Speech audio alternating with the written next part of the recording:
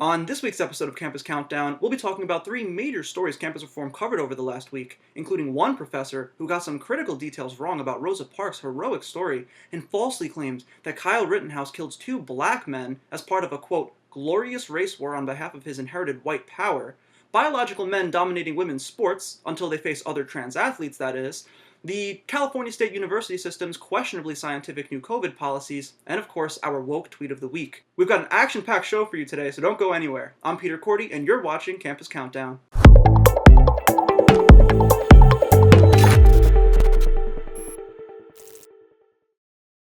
In our number 3 story of the week, Campus Reform reported on a book written by UCLA professor Cara Cooney and published by National Geographic, a book containing major historical errors about Rosa Parks and Kyle Rittenhouse. The publication is called The Good Kings: Absolute Power in Ancient Egypt and the Modern World, and according to the description, it, quote, uncovers the reason why societies have so willingly chosen a dictator over democracy, time and time again.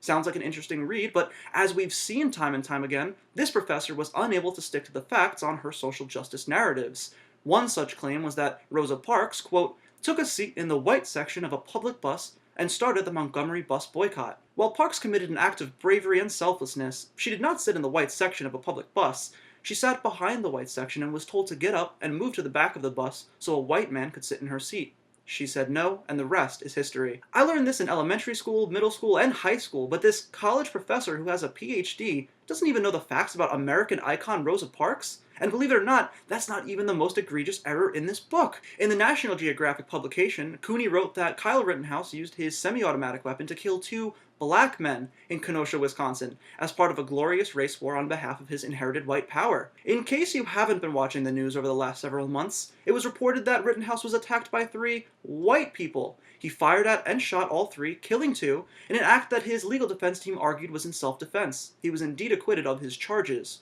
How did this slip through the cracks at National Geographic?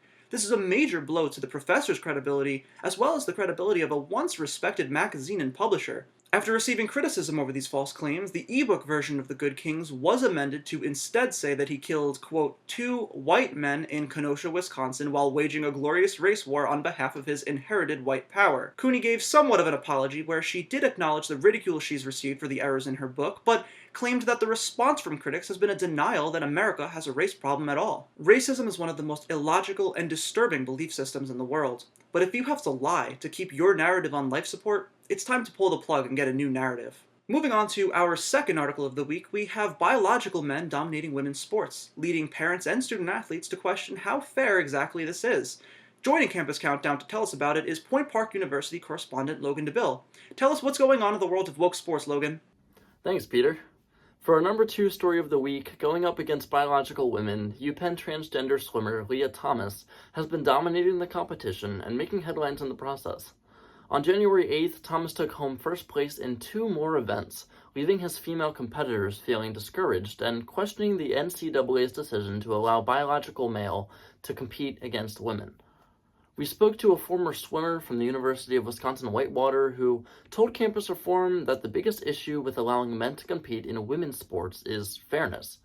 She said, and I quote, "Men will always be bigger and stronger than me," noting it's a huge disadvantage for me as a 5-foot female to go against a transgender male who's, say, 5'10".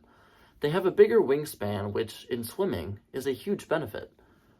She also told us how difficult it is for parents of swimmers to speak out against fairness without being labeled transphobic and bigoted, a growing theme in our society on and off campus. Allowing men to compete in a women's sport is inherently unfair. Aside from hormone-related factors, one must also consider differences in bone density as well as average height and wingspan. The spirit of competition is removed when athletes cannot compete on a level playing field, and it's incredibly unfair to give valuable roster spots to biological males, taking away those spots from biological women who deserve to be there. Facing a mixed public reaction, the Ivy League has repeatedly posted statements in support of Thomas and other transgender athletes on Instagram. Despite winning 2 events on January 8th, Thomas was defeated in the 100-yard freestyle and 400-yard freestyle relays to Yale University's Isaac Hennig, another transgender athlete. Hennig is a biological female undergoing a female-to-male transition, which reportedly has involved having her breasts removed. When Hennig removed her shirt during the event, onlookers were reportedly shocked. One onlooker, a parent of a student athlete, told the Daily Mail in reaction, "I can't wrap my head around this. The NCAA needs to do something about this. They need to put science into the decision and discussion." Thanks, Logan. Moving on to our number 1 story of the week, the nation's largest public university system, California State, is implementing a slew of new restrictive COVID policies in wake of the Omicron variant spread around the country. If students at Cal State thought that getting the vaccine would be enough to ensure their freedom and enrollment at the school, they thought wrong, as the entire CSU system is now mandating that all students and employees get the booster shot as well, with a deadline of February 28th, or else they will be considered unvaccinated and treated as such. Additionally, at their Fullerton, Channel Islands, San Diego, Sacramento, and Los Angeles locations, students must wear a mask at all times indoors, even if they've been vaccinated and boosted. The penalties for breaking the indoor masking rule can be as severe as expulsion from Cal State University. The administrators at each of these locations have also decided to switch back to online learning for the start of the new semester, despite the psychological studies that show online learning is detrimental to the students' mental health, contributing to a rise in both suicidal ideation and suicide attempts for the age group. Parents and students are outraged at these new policies, feeling as though they were led to believe that getting vaccinated would end this madness. But it looks like we're right back to square one, shutting down schools like we did in March of 2020. It's also astounding that they would announce these new policies right before the semester begins. In fact, their deadline to get the booster shot is right in the middle of the semester. So wait, it's safe for students to learn on campus before February 28th without the booster shot, but starting March 1st they're in danger all of a sudden? Where's the science on that? Further, the Department of Education reports that as part of the CARES Act, the Cal State system was allocated well over $300 million, the most out of any university system in the country for institutional use. According to the expense reporting form obtained by Campus Reform, the official uses of this money include subsidizing off-campus housing and food services, creating more class sections to lower the amount of students in each section and enable social distancing, and a number of other ways to make in-person learning safe and possible. Many other universities who received far less were able to open up their campuses for the start of the spring semester. And that leads us to our woke tweet of the week by a chemistry professor at Emory University. She writes, "I won't give the original tweet the light of day, but let's just say that when someone drops a term like more qualified, they likely mean more qualified according to arbitrary, white, heteronormative patriarchal standards." I don't know what tweet she was referring to, but I can say that when someone used the term more qualified, they typically are not talking about someone's race, sexual preference, or gender, but instead objective standards that can be met by anyone of any diverse group, which is the definition of inclusivity. Sadly, meritocracy is being replaced on campus with diversity quotas,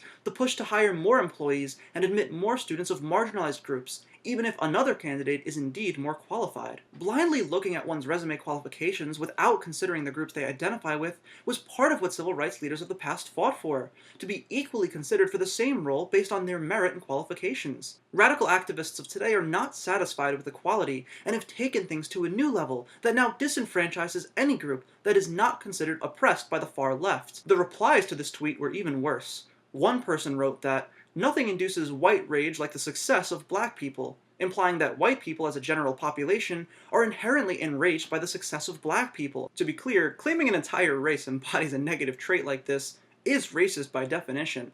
But tweets like this and radical ideologies like critical race theory do nothing but incite this kind of hatred towards others.